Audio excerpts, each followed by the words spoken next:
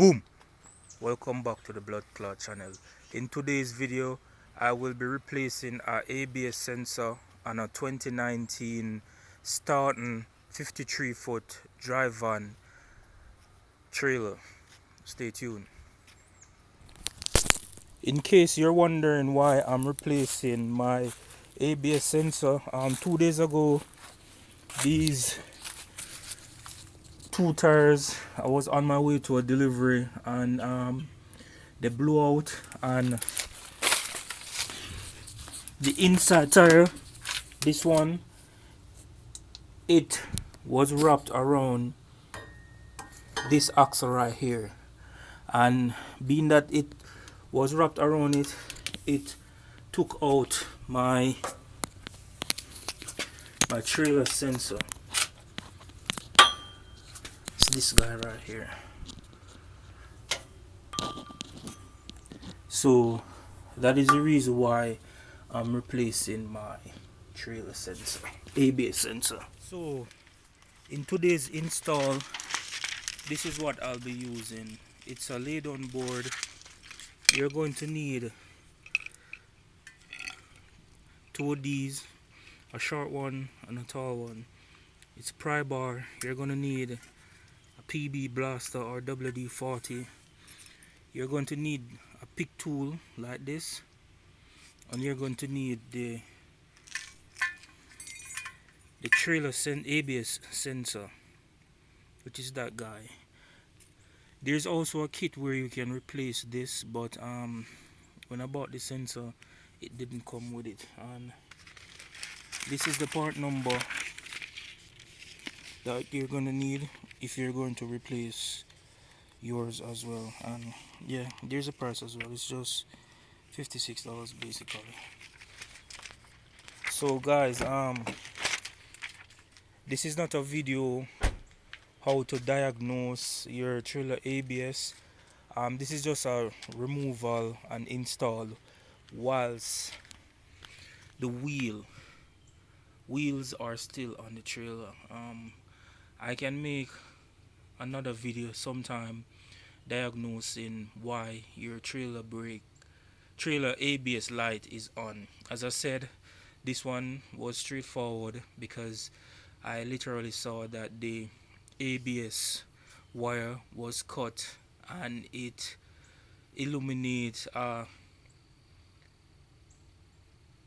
malfunctioning lamp in the dash, which is the trailer ABS. So obviously I knew exactly what was wrong. So this is the install, removal and install. So guys, initially when I replaced the tires at the Neiko, my brake chamber, this guy right here, was bad as well. It was leaking and this was hanging right here. I told them to replace the brake chamber, both tires, and also the ABS sensor, and I guess they forget. And I was at the shop for a little while and I was running out of hours of service, so I just came home because I initially missed my delivery and I wanted to reach home. So this is me replacing it to purchase this sensor. I wasn't going to make this video, but I said maybe it will help someone in case of an emergency. So this is the first thing I did. I sprayed it with PB blaster. As you can see, it's still wet, and the sensor was in it like this. And what I did, I used a prime. So the reason why the sensor is not in it currently, I had to take it out and bring it as reference, but I can try my best to explain how. After the sensor was in it like this and I used the PB blaster, I used the pry bar and pushed against here, so I kind of, it was like this in it, and then I push it and try to rotate it like this. Once I saw that it was rotating, chain of thought was it was stuck, and then I use the same pry bar and I just push the pry bar right where you see that hole right there. Yeah, I push the pry bar and then I brace it against right here and pull on it. So initially I pull on it like this way and it came out. Then if you're replacing this, you're going to need something like this. It's a pick. I'm not sure what it's called, but it's a pick. And how you get it out is, if you can look right there, you see that service hole? You're going to push this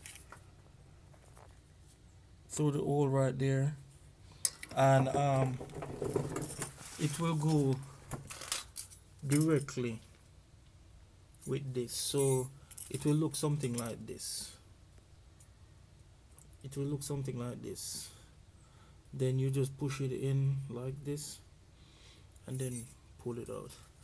That's how you take it out. It's kind of simple. By looking at it, I think the only challenge you will get is if the sensor is itself it's stuck and it's not moving. So then you will maybe have to take it to a mechanic or something so that they take off the wheel and get more space. But apart from that, it came right out from here, and I'm going to use the same procedure to get it back in. I'll try to video, but there's not enough space, so I hope you understand how to take it off.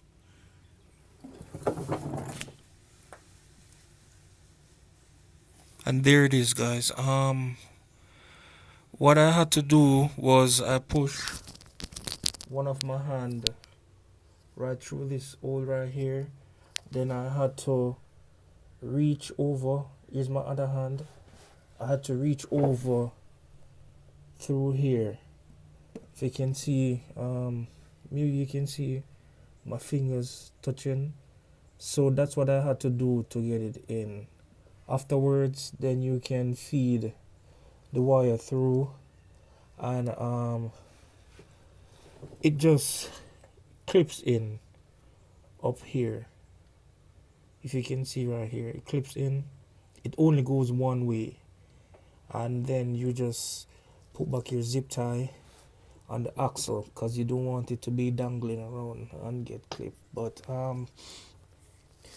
all in all, it was just getting back the sensor in at first initially, and then I realized I had enough space up top.